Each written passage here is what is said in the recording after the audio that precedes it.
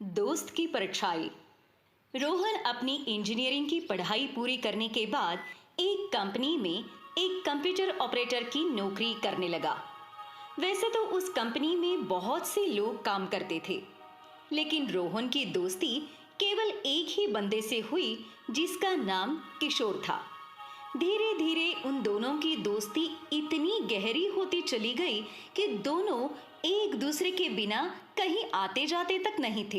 एक दिन किशोर ने रोहन को अपने घर आने के लिए कहा, लेकिन रोहन के पिता की तबीयत खराब थी, इसलिए उसने मना कर दिया और कहा कि मैं किसी दूसरे दिन तेरे घर चलूंगा। कुछ दिनों के बाद रोहन ने उस कंपनी को छोड़ दिया, क्योंकि उसे एक अच्छी सी सरकारी नौकरी मिल गई थी। रोहन के कंपनी छोड़ने के बाद काफी दिन हो गए थे, करीबन 2 साल। रोहन और किशोर की एक दूसरे से बात तक नहीं हुई थी। एक दिन रोहन अपने घर में बैठा हुआ था और उसे किशोर की याद आने लगी। उसने उससे मिलने के लिए सोचा। रोहन और किशोर पहले जहां काम करते थे, रोहन वहीं पर गया किशोर से मिलने के लिए। लेकिन वहां उसे पता चला कि उसने नौकरी छोड़ने के कुछ ही दिनों के बाद किशोर ने भी नौकरी छोड़ दी थी और वो अपने गांव चला गया था। किशोर के गांव का नाम पिपरी था, जो कि राजस्थान में है। उसी कंपनी में एक इंसान और भी काम करता था, जो कि किशोर का रूममेट था, जिसका नाम रवि था। रोहन ने रवि से किशोर के बारे में और उसके घर का पता मांगा और पता मिलने के बाद रोहन शाम की बस पकड़कर किशोर से मिलने के लिए निकल पड़ा। किशोर के गांव में डायरेक्ट कोई बस नहीं जाती थी, इसलिए बस वाले ने रोहन को एक सुनसान जगह पर उतार दिया, जहां से किशोर का गांव लगभग 10 किलोमीटर के आसपास था। बस वाले ने जहां पर किशोर को उतारा था, वहां आसपास में कोई भी नहीं दिख रहा था। दूर दूर तक सन्नाटा था। रात के करीबन 1 बज रहे थे। रोहन को डर लग रहा था, लेकिन फिर भी हिम्मत करके वो गांव की तरफ चलने लगा। इतने में उसे पीछे किसी के चलने की आवाज आई। उसकी हिम्मत तो नहीं हो रही थी पीछे मुड़कर देखने की, लेकिन फिर भी उसने मुड़कर देखा तो उसे एक साधारण सा इंसान नजर आया और जिसको देखकर रोहन का डर थोड़ा कम हो गया। चलते चलते थोड़े ही देर में वो पीछे वाला इंसान रोहन के पास में आ गया और उसके साथ चलने लगा। रोहन को फिर डर लगने लगा, लेकिन जब उसने उसके चेहरे की तरफ देखा तो उसका दोस्त किशोर था। रोहन किशोर को देखकर बोला, अरे, तू यहाँ क्या कर रहा है? रवि ने मुझे फोन करके बताया था कि तू आने वाला है, इसलिए मैं तुझे लेने के लिए यहाँ चला आया।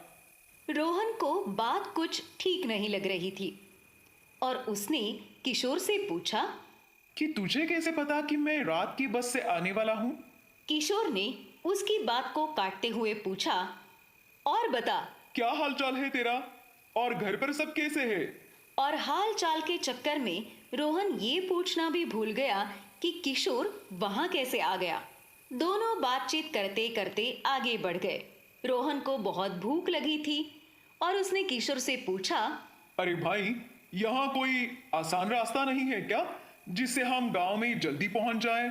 किशोर ने कहा, एक रास्ता है जो खेतों के बीच से होकर गुजरता है, लेकिन वो बहुत डरावना है और खतरनाक रास्ता है।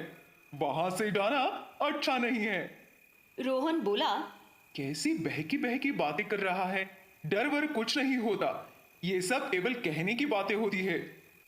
फिर रोहन की जिद की वजह से उन दोनों ने उसी खेत के रास्ते से जाने का रास्ता चुन लिया। खेत के रास्ते से जाते समय रोहन को अंदर ही अंदर बहुत डर लग रहा था, क्योंकि वो बार बार किशोर की तरफ देख रहा था, लेकिन उसे किशोर का चेहरा कुछ साफ तरीके से दिखाई नहीं दे रहा था। मतलब चेहरा तो दिखाई दे रहा था, लेकिन अंधेरे की वजह से किशोर के चेहरे की तस्वीर रोहन के दिमाग में नहीं बन पा रही थी। ये सब चल ही रहा था कि रोहन को पीछे से किसी तीसरे इंसान के चलने की आहट सुनाई देने लगी। इसके साथ साथ किशोर ने बोलना भी बंद कर दिया। वो ऐसे चल रहा था कि जैसे कोई जिंदा लाश चल रही हो। फिर भी रोहन किसी तरह हिम्मत करके चलता रहा। थोड़ी दूर और गया तो उसे एक पीपल का पेड़ मिला, जहां उसका दोस्त किशोर उसे छोड़कर कहीं गायब हो गया। और उसकी नजर पीपल के पेड़ के एक डाल पर पड़ी, जिस पर एक औरत अपने बाल बिखरे हुए बैठी हुई थी। उसे देखकर तो रोहन बहुत ही डर गया। उसके पलक झपकते ही वो औरत रोहन के सामने एकदम पास आकर खड़ी हो गई। और अब उसके हाथ में एक बच्चा भी था जिसका सिर कटा हुआ था। ये नजारा देखकर रोहन बेहोश होकर वहीं गिर गया। थोड़ी देर बाद जब उसको होश आया, उसकी आंखें खुल गई तो किशोर उसके सामने खड़ा था। रोहन तो डर के मारे हाफते हाफते किशोर को सारी बात बताने लगा और उसने पूछा, तू कहाँ चला गया था? किशोर ने कहा, मैं थोड़े काम से बाहर चला गया था और वहां पेड़ पर तो कोई भी नहीं है। ये तो केवल तेरा भय है। ऐसा कहकर वो दोनों आगे चलने लगे। और अब रोहन को एकदम साफ साफ सुनाई और दिखाई दे रहा था कि वो औरत उसकी और किशोर के साथ साथ चल रही थी। लेकिन डर के मारे रोहन के मुंह से कुछ भी नहीं निकल पा रहा था। बस मन ही मन में वो भगवान का नाम लेते हुए चलता जा रहा था और सोच रहा था कि आज तो मेरी मौत पक्की है। आज मुझे और किशोर को बचाने वाला कोई भी नहीं है। इस तरह के हजारों ख्याल उसके मन में आने लगे। थोड़ा और आगे बढ़ा तो उसने देखा कि जो बच्चा उस औरत के पास था वो अब किशोर के कंधे पर बैठा हुआ है, जिसका सिर पीछे की तरफ लटक रहा है। रोहन जोर से चिल्लाकर बोला, किशोर, देख तेरे कंधे पर कौन बैठा है। इतने में उसे दिखता है कि किशोर का कोई चेहरा ही नहीं है। ये देखकर रोहन जोर से चिल्लाकर वहां से भागा और तब तक भागता रहा जब तक वो उस गांव में नहीं पहुंच गया जहां किशोर रहता था। रोहन की ये हालत देखकर गांव वालों ने पूछा, क्या हुआ बेटा, तुम इतने घबराए हुए क्यों हो? रोहन ने गांव वालों को सारी बात हाफते हाफते बताई।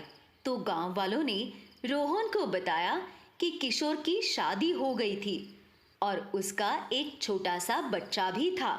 एक दिन बच्चे की तबीयत खराब हो गई तो किशोर और उसकी पत्नी अपने बच्चे को लेकर अस्पताल जा रहे थे। उस खेत के रास्ते से और उनके ऊपर एक बिजली का खंभा गिर गया, जिससे उसके बच्चे का सिर कटकर अलग हो गया और उन तीनों की मौत हो गई।